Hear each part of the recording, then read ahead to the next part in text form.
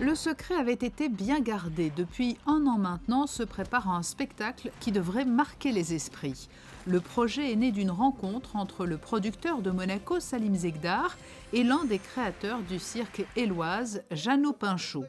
Avec leur savoir-faire respectif, ils ont eu l'idée de placer la principauté de Monaco au cœur d'une époustouflante création artistique, mêlant cirque, danse, musique. Monaco, le spectacle, verra officiellement le jour à l'automne 2015, mais déjà, les préparatifs vont bon train.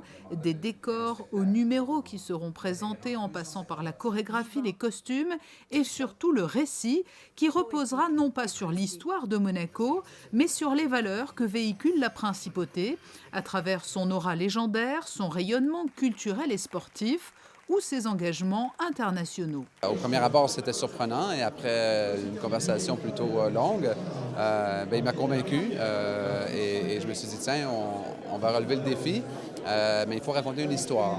On ne peut pas faire un documentaire, on ne peut pas partir de l'histoire de Monaco comme telle, il faut faire une histoire fictive, il faut avoir un filon, un fil rouge et ensuite, apporter tout ce qui est représentatif des thèmes et des valeurs de Monaco. C'est l'histoire d'un personnage, de François, qui vit en 2 jours à Monaco une transformation, qui est d'abord observateur d'une vie qu'il imagine pour lui et il va découvrir au cours du spectacle. Au fond, la vraie richesse est une richesse intérieure. Il va subir une transformation, en fait, à travers l'expérience de Monaco.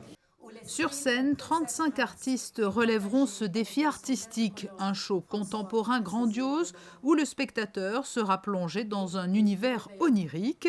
Pour mettre en scène ce spectacle, les producteurs ont fait appel à Krista Monson, une Canadienne qui a à son actif de nombreuses collaborations avec le Cirque du Soleil, notamment à Las Vegas.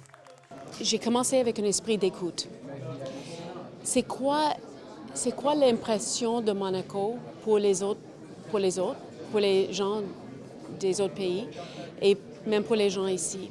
Il y a moi, ce qui m'a touché profondément, c'est l'esprit de la richesse. Il y a une richesse ici. Il ne faut pas l'ignorer. Et cette richesse va avec une noblesse, avec une grandiosité, avec une beauté qui est sublime. Oui, on va célébrer tout cela, mais parce qu'on ne va pas créer un documentaire, un catalogue sur Monaco. On va évoquer les sentiments de Monaco. L'avant-première de Monaco, le spectacle, aura lieu au Zénith de Paris le 1er octobre 2015. Le spectacle y sera donné pendant 6 semaines, du jamais vu, avant de partir dans les 11 plus grandes villes de France et d'entamer un tour du monde qui s'achèvera en Amérique du Nord et Amérique du Sud à l'horizon 2018-2019.